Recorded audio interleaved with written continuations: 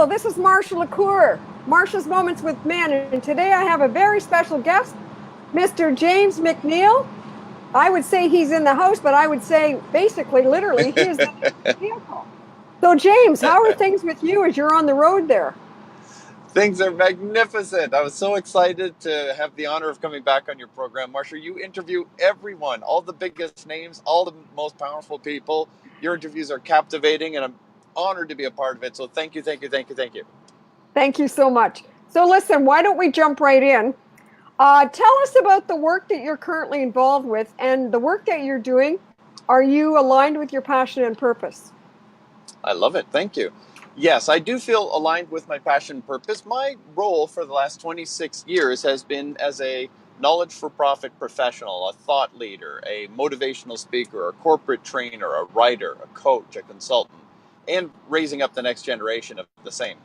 I've been doing this 26 years, circled the globe 7 times, shared the stage with everyone, worked with the biggest corporations. I've been really blessed with an incredible career. And I feel completely aligned with why I'm here. This is, I hope and pray that everyone could be as happy to have found their perfect career, their perfect job and mission and passion. So, yes, thank you. So tell us, who are some of the big names that you've had the honor of sharing the stage with? Sure. Well, I have to start with my guru dad, Les Brown. He's the man who is probably the most influential as far as giving me hope. When I was 20 years old, I came from the wrong side of the tracks. I was literally suicidally depressed. And by the grace of God, I had a turnaround. The first motivational tapes that really got me were Les Brown. And so I've had the honor of sharing the stage. I was just with him in Fort Lauderdale, co-facilitating, helping him with Master the Wow. Mic. And then, Bob Proctor, Tony Robbins, Sir Richard Branson, um, Rudy Giuliani, Larry King,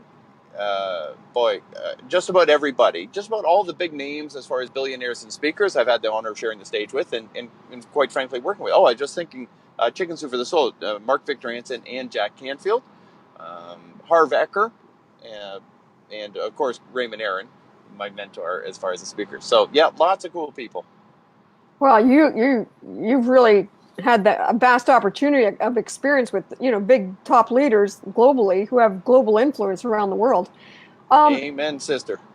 so you are involved in a lot of fields. So why don't you go into more detail about pick any three of the fields that you currently are working in and give us some more details about that, James. How does that look for you? Sure, thanks. So my biggest playground has been motivational speaking. So what I do is I get on any stage, anywhere, anytime, with any audience or any context, and I move them into transformation. What I mean by that is, you give me an audience and you give me a vision of where they want to go, and I will create a journey, an experience together to help them not just know more. I don't want people to pass a test at the end of any work that I do. I want them to change their lives. So I don't want transactional impact. I want transformational impact. So that's been my number one. Number two, specifically, and this is my claim to fame within corporations, is verbal Aikido, advanced communication skills. It is, in fact, the world's most powerful communications philosophy and training. That's why I've been flown around into law enforcement agencies around the world to help them de-escalate challenging situations. I work at the highest echelon of financial institutions to help them with very highly sensitive, powerful things. So verbal Aikido has been my real claim to fame. And now I'm finally doing what I've always dreamt of doing. It's taken me 30 years to write. I'm finally teaching what's called pure spiritual intelligence. It's what I'm most excited about. It took me over 30 years to get my ducks in a row, and I'm now sharing the most powerful spiritual truths that people can find the peaceful path to power. And verbal Aikido is the powerful path to peace. But first, we need to give people power, and pure spiritual intelligence does that. That's a Uh, quick summary of what I do. so, so your latest project then is a book. Do you have any idea of when that book might be launched? Do you have a time frame for that? It's funny. I was just speaking with an editor yesterday, and we are committing to having it done by the end of the year. I've already got some sample content. I've created up my own Facebook community called Pure Spiritual Intelligence, where people are helping me write the book. I'll be doing a series of Facebook Lives to capture all the chapters. It'll be 10, 30-minute videos where I basically teach the whole book through Facebook Lives. Oh, that's brilliant. It's fun. Fun and brilliant. Good way to get your book done. Note Yes, and build everybody. a tribe. Yeah. Yes. So for any up and coming authors or want to be authors, note what James just said. Create a Facebook group, get your following, and Yep. they will help you build your content through Facebook Lives. Brilliant, brilliant, brilliant. Yep. So it's all captured through the video. It's what I call the 5-hour book system, and I help people write a book in 5 hours by doing this. Yeah, so you teach that too. I do, and you know I do. So let's go on to often another tangent. So, Mm-hmm. what made you get into all of these areas? What got you there? Great question. What it was for me is just simply leaning into life with whatever made the most sense at the moment. So, what I mean by that is I come from the challenging, troubled past. I have attention deficit hyperactivity disorder. I couldn't speak till I was 9 years old. I couldn't read till I was 21. I battled depression and loneliness and challenges. I couldn't make friends. I couldn't communicate. So I started from challenge. And then I simply said, I'm always going to give my best every day to grow and learn and stretch and do what I can. I started out as a janitor. Janitor led to retail. Retail led to speaking. And I was just listening to the tapes and always taking the next step forward. And I think we put too much pressure on ourselves to know exactly what the path is. I just leaned into life and I always did my best, and opportunities kept opening up. And then I wouldn't shrink back. I would push through the next door, the next terror barrier, and I just kept growing and growing. And my job is moving forward. God's job is directing me. And I simply was blessed with a absolutely miraculous intersection of things, right people, right place, right time. But I was only able to have that because I was doing my best. I was there, I was present, I was always looking for that next step. So mine is a unique path. I don't think anyone could move from janitor to this strategically. It had to just happen, and it was in faith of always leaning forward and fearlessly taking the next step. Oh, brilliant, brilliant. Yeah, so you basically showed up. Yes, yes, again and again and again. And I want to say to anyone who's listening, I've had my butt kicked. Like, not just before I started, I've had my butt kicked all the time. But I just don't focus on that. I focus on, and what's the lesson? And what do I do now? And how do I grow from this? And how do I get back? So life's lessons haven't stopped. And I guess it's because God is still perfecting me. So I don't want you to think, I don't want to portray that everything's easy just because I bought an audio cassette. I continue to push through the next terror barrier and recover and forgive quickly and move forward. It's quite a journey, and I've loved it. Now, is there one story that you want to share with people that will sort of give people some kind of inspiration in terms of the before scenario, and now we have the after Sure, sure. scenario? So I went from janitor to retail. I was doing very well in retail. They told me I had to go to training, and I said, "No, I'm not going to training." And one would think that was ego. But the problem was in my school experience, all the teachers hated me, and I hated every class, and everything went bad. And here I was being quasi successful in retail, selling suits. And I thought, if they put me in this training room, something bad's gonna happen. I'm gonna look bad, and everything I've got will be taken away from me. So I was petrified. Went into the classroom, hid in the back, tried to keep my mouth shut. Teacher couldn't answer people's questions. I couldn't keep my mouth shut. I answered some questions. The teacher was blown away. The students were blown away. They all turned their chairs to face me at the back of the room. And I just went, wow, what am I supposed to do? Because I also had severe social phobias. I was petrified. But I hung in there, I answered the questions, and the place just exploded, and everyone knew something spiritually significant happened that night. The next day, I knew I was supposed to be a speaker. I went to the first person I saw, just a total stranger, and I said, "Hi, do you know how I can become a motivational speaker?" The man thought I was crazy. And they said, "Wait, I know someone who might be able to help you. He works with Bob Proctor." Boom. I absolutely attacked the poor man, begged him to mentor me. He was not kind or generous or helpful, but I was his free slave and whatever. I learned what I had to learn. And within 6 months, I was on stage. And my first year, I gave 240 paid speeches. So just took action, took Oh, action, took action. Hopefully that encourages. oh, that's a phenomenal, inspiring story. Wow. That's a dramatic example of major transformation. Yes, absolutely. And major transformation, what I've been saying recently is miracles are reserved for the movers. So there's a lot of people sitting and wishing and hoping and wanting, and perhaps they've read The Secret or saw the movie The Secret, Law of Attraction. They're trying to manifest by sitting there. And so I'm not against that. I actually believe in that. I'd want to explain if I was going to just say that. But let me just say this. It includes taking action and doing everything you can, and then miracles happen. But it's a combination of the two. You take the action and the miracle happens. It's the action takers who get the miracles. It's a combination, I believe. Love it. Now, why did you get into this line of work? We know what got you here. Why? What moved you? Like, why did you move in this area? I don't think I was that strategic. I think I was just stumbling forward, always trying to find what made more sense than what I was currently doing.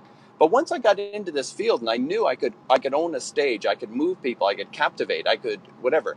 Then it was a matter of refining because I could kind of teach anything. You could ask me to teach, hat manufacturing, and I could teach hat manufacturing.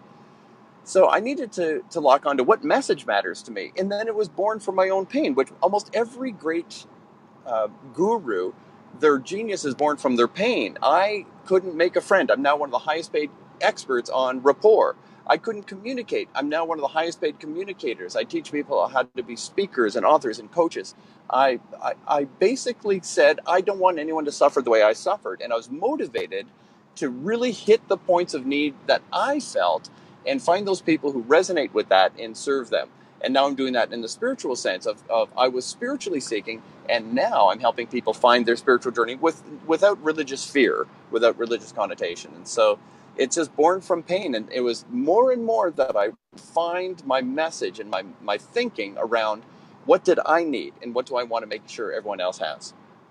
Now, let me ask you this: which of three people in the world have had the most dramatic influence on your life?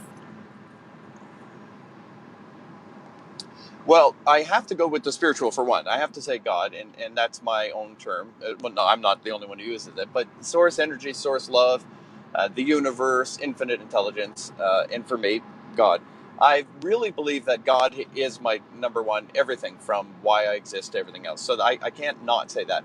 The second would be Les Brown. His tapes. I just thought, boy, this guy was born on the floor in an abandoned building and dropped off on the doorstep of a stranger to say, you raise him, with he and his twin brother.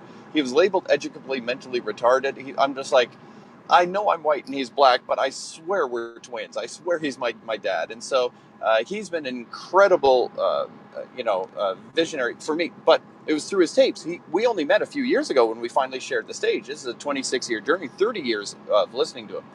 But Raymond Aaron was the one who took me under his wing, and he was begrudgingly taking me under his wing, but he did that 26 years ago. This month, 26 years ago, I gave my very first paid presentation, and Raymond was my client, and he took me under his wing and raised me and taught me, and he's always been an honorable professional, and I'm so honored to be working with him again. So those are the three I think I have to share. Wow, fabulous. Now, let's move into another area. What Mm-hmm. do you think are some of the challenges or issues that men, Mm-hmm. face today from your perspective? Oh, that's a very good one. I think as we've been shifting as a global society and trying to manage this whole paternalistic, male-dominated, and as we've struggled, and I believe women struggle with their own journey as it relates to this, trying to figure out what are the expectations of society on me. I believe it got blurry for men. We're not quite sure what's our role anymore. I believe a lot of men are afraid of their power because powerful men are almost always the evildoers or the heroes in movies. So powerful men are always the hero or the evildoer. And to be a hero, they're just not quite sure they're perfect enough.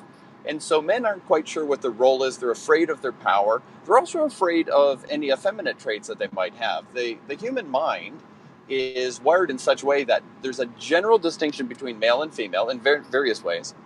And virtually every male has some feminine traits, and almost every female has some masculine traits. And I'm not talking about gay, lesbian, bisexual, transgender. I'm not talking about that necessarily, although that's fine too. What I'm just saying is everybody has a taste of the other sex, within them. And I believe men are very, very afraid of their more effeminate side, their more sensitivities, if they have sensitive. Now, some guys don't. They're just some guys don't.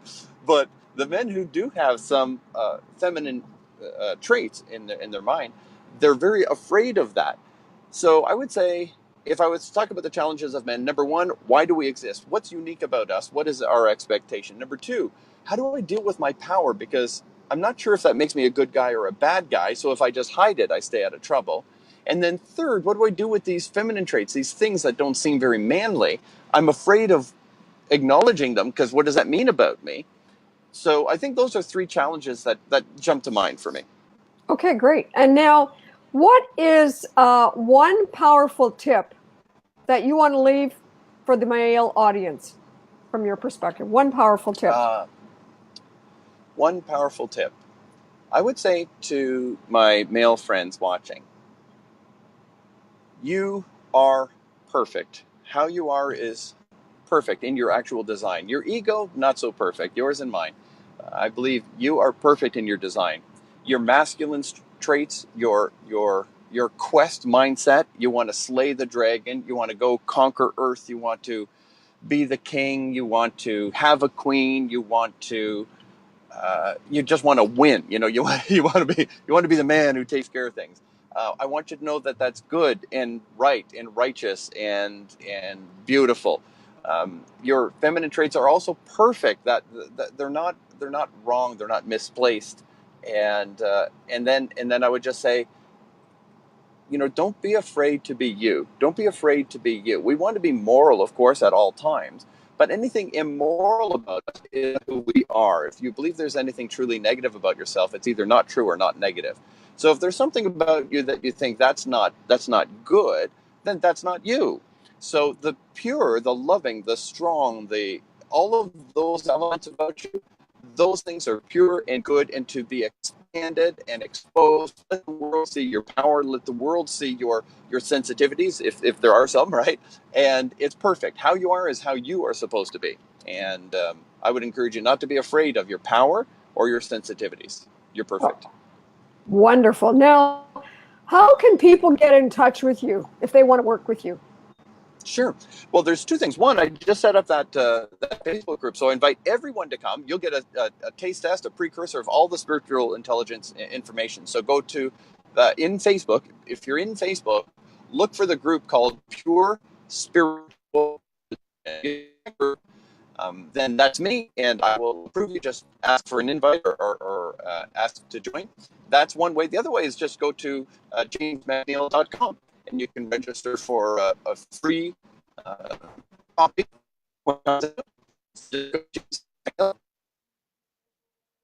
Okay, now you're getting broken up. I'm not sure if I'm broken up. So I'm just going to repeat those. jamesmcneil.com. And that was Pure Spiritual Intelligence in Face Group. So maybe, James, you can post those two as comments. Pure Spiritual Intelligence, right? Yeah, maybe someone can type it into the Facebook, where they're watching this. Sure. Not driving. I'll go to our video.